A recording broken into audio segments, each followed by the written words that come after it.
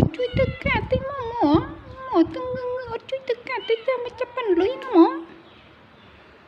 chui teka mo capan lui na mo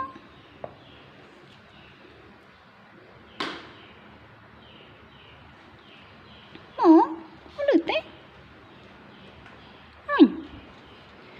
mo chui te mo chui tekati mo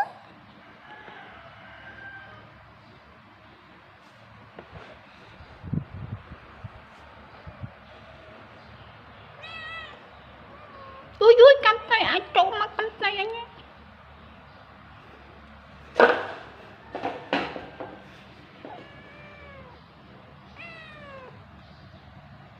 mồ chui tất cả tất mồ nhà mốc tất nào ví mồ á mồ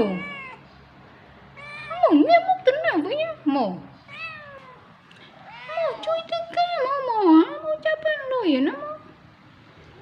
màu chui tất cả mồ chi đúng phần thế mồ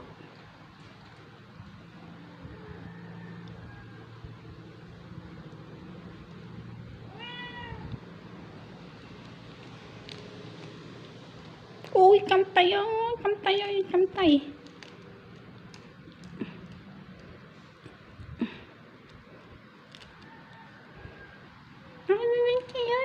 chị nụ pan thế đi nè chị ở đi nè pan nó đi nè chị nụ pan thế chị tới chỗ đi nè chị ở đi nè chị nụ pan tới chỗ đây nè chị thế chú mổ chị nụ pan thế mó